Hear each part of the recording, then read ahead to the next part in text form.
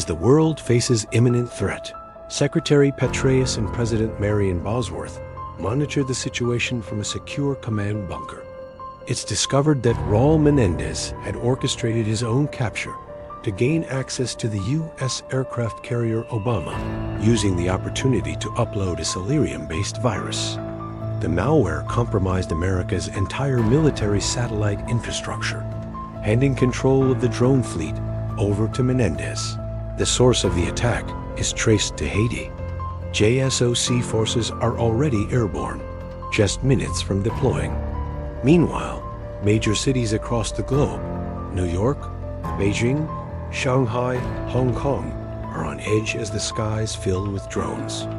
Global communications with allies like China have gone silent, and panic spreads as Cordis prepares to strike. David Mason and a JSOC team are en route to the Haitian facility aboard an aircraft, ready to glide in for an assault. But just before deployment, a surface-to-air missile hits the aircraft, forcing the team to jump early. While descending, Mason and the squad dodge falling debris and SAM fire, eventually landing near the facility.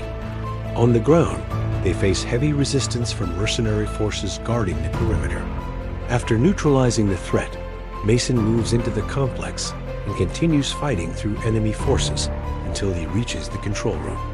There, he attempts to override the drone fleet, but fails. Suddenly, a broadcast from Menendez plays across global networks.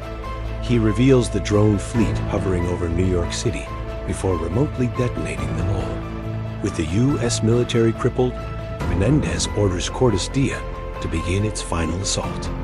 Inside the facility, a rigged corpse is discovered in an elevator, exploding and killing 2 JSOC soldiers. Shortly after, Mason learns that Menendez is trying to escape, disguised as a U.S. soldier. Mason tracks him to a military checkpoint. There, Menendez sets off another explosive. Amid the wreckage, Mason grabs a Cap-40 from a fallen mercenary and eliminates the 2 remaining guards at Menendez's side. Menendez tries to retaliate with a TAC-45, but Mason quickly incapacitates him, stabbing him in the leg, then in the shoulder. With Menendez on the ground, Mason takes his weapon and holds him at gunpoint. Menendez tries to provoke Mason into executing him, hoping to become a martyr for Cordis, but Mason refuses. He arrests Menendez and turns him over to JSOC custody. At the vault, Frank Woods is alone in his room when someone unexpectedly enters. It's Alex Mason alive, now 92 years old. Woods is stunned.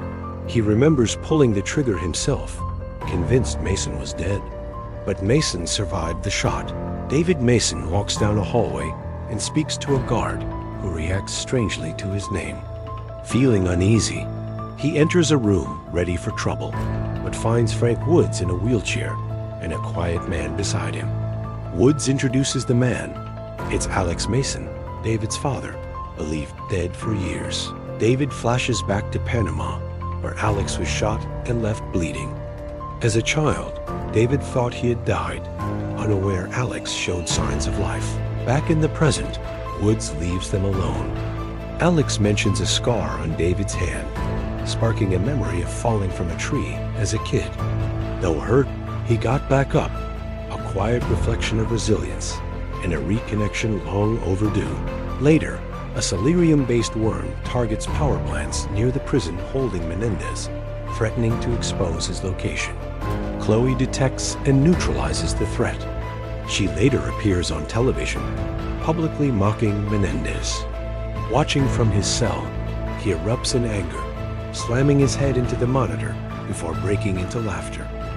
This outcome marks the best possible ending. Menendez is captured, the key characters live, and the world narrowly avoids disaster. If this recap got you hooked, subscribe now. All episodes links in description.